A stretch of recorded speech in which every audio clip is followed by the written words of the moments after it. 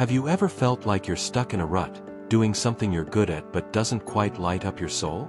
Well, meet Aisha, a woman whose journey will show you that it's never too late to rewrite your own story, even if it means learning everything from scratch. Aisha lived in a bustling city, a city that never slept, much like her own mind. For 10 long years, she worked as an accountant. She was good at it, very good. Numbers danced for her, balance sheets balanced perfectly, and clients trusted her with their life savings. She had a comfortable life, a nice apartment, and a steady income. Yet, deep down, a quiet whisper kept bothering her. It wasn't a bad job, but it wasn't her job. Her true passion lay in design. The way colors intertwined, how shapes could evoke emotions, the magic of creating something beautiful from nothing. Her family, traditional and loving, had always encouraged stability. Accounting is a respectable profession, Aisha, her mother, Fatima, would often say. It provides security. Aisha loved her family, but their words, though well-intentioned, often felt like invisible chains. One evening, while browsing online, she stumbled upon a free online course on graphic design. It was just an hour-long introduction, but something clicked. The vibrant colors on the screen, the elegant typography, it felt like she was discovering a secret language she was always meant to speak. That night, sleep didn't come easy. The whisper in her heart grew louder, turning into a roar. The next morning, Aisha made a decision that would change her life.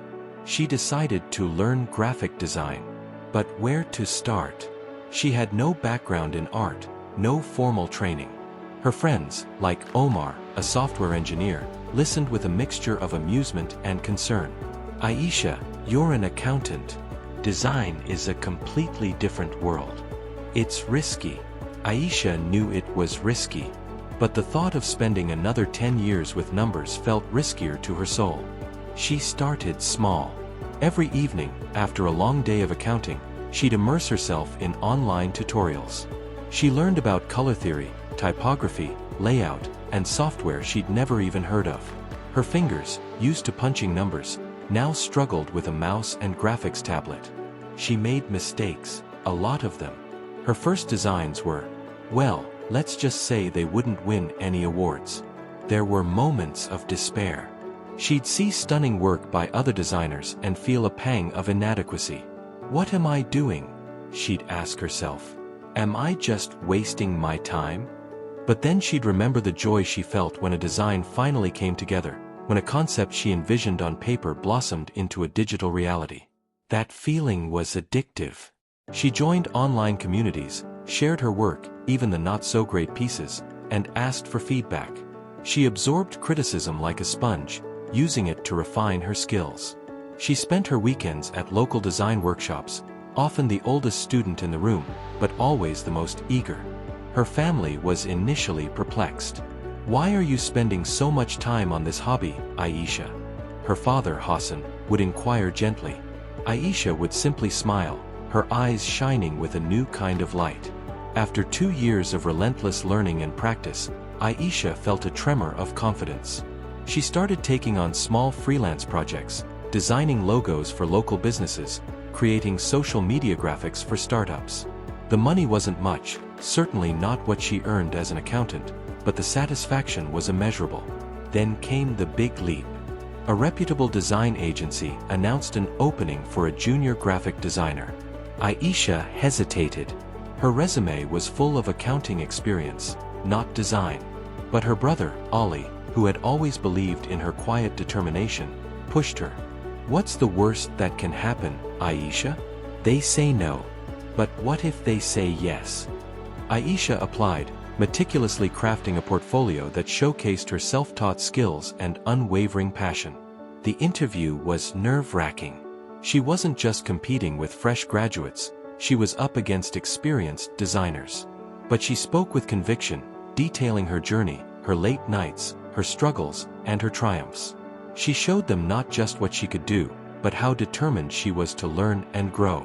To her astonishment, she got the job. It was a junior position, with a significant pay cut from her accounting salary. But for Aisha, it felt like winning the lottery. She was finally doing what she loved. The first few months were challenging. She had to learn the ropes of a professional design environment, collaborate with a team, and meet tight deadlines.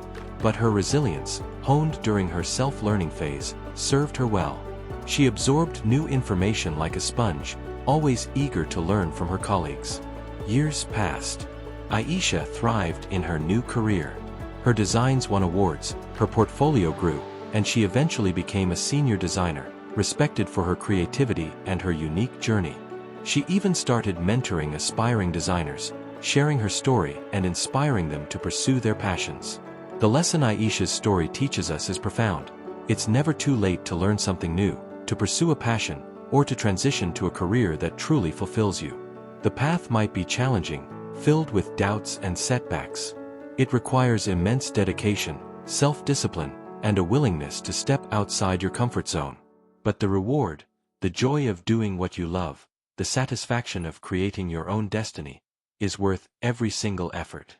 Aisha, the accountant who became a celebrated designer, proved that with courage and consistent effort, you can truly rewrite your own remarkable story.